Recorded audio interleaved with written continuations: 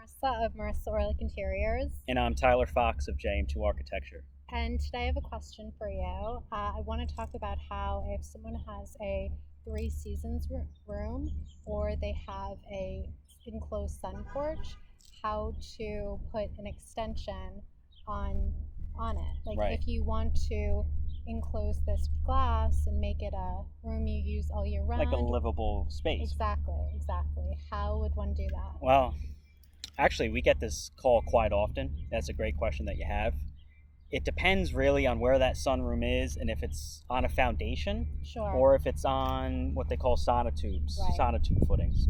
Most decks, most sunrooms are built on sonotube footings that are really just made for those types of applications. If you want to do a complete living space, like a living room or an extension, no matter what the use is, that needs to set on a foundation. At the end of the day, you're going to have a full constructed livable area with the Right. full roof and framing that's going to need to be supported by a complete foundation. So the weight capacity of the sonotubes, the existing deck does not, sonotubes will not hold a living space. Exactly, and that's one reason. Another reason is moisture protection. You think about, you have a deck or sunroom, a lot of the time it's open below. Yes. And when you have a home or a livable space, you have either crawl space or a full basement below, and that has some kind of vapor barrier, some kind of moisture protection under there too, so you're not getting issues with your floor. So there's a number of reasons. So the homeowner would have to take down the existing porch or the sunroom and pour a foundation, Right. and start from scratch. Pretty much.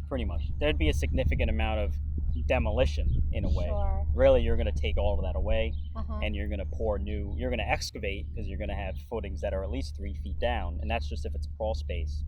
And you're going to pour new footings, new foundation, and construct on top of that. So that would be true even if they wanted to do a second story addition. They could not do that on top of a three seasons room or Exactly, a sunroom. right. They'd have to start from scratch.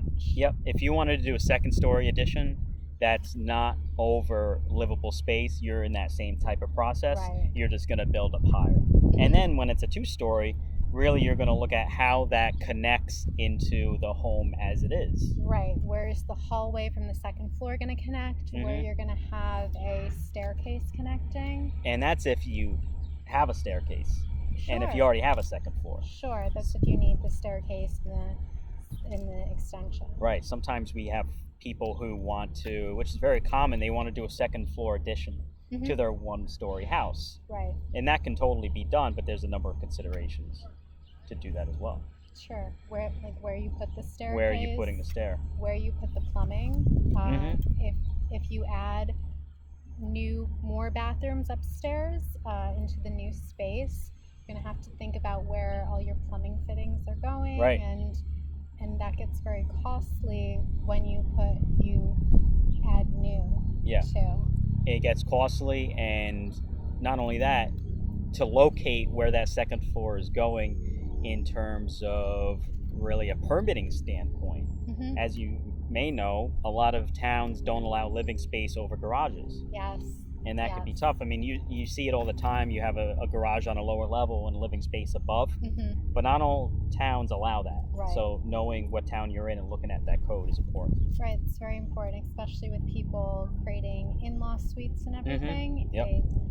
If you don't go through the right permits, you could very easily get shut down for that. Yeah, and a permit also on what you want that use to be on that second floor. If you want to add bedrooms to, maybe you have 2 bedrooms now, 3 bedrooms, you want to go to 4 or 5 bedrooms. Now you're in a situation where you need to start looking at the Suffolk County Health Department, because their code on the size of your sanitary system is all based on how many bedrooms you have. Right. Which is, people think about how many bathrooms you have, but it's based on the number of bedrooms.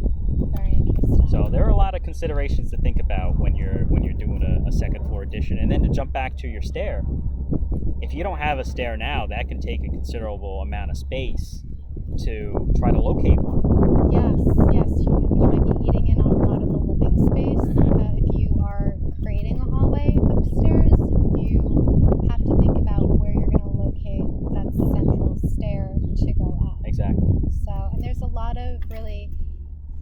interesting things about staircases. I mean, if Mhm. you're going to have open railings going completely up, if you're Sure. going to tuck the staircase maybe behind the kitchen and the only access point is in the back of the house, there's some really great ideas to think about with lighting of staircases. Yeah. Maybe you want to just light the treads. Maybe you want to have some sconces going up up the sides. Mhm. That could be really interesting. There's lots of fun things. It really is. It can become a feature in the home. Yes, definitely with different railing designs and different.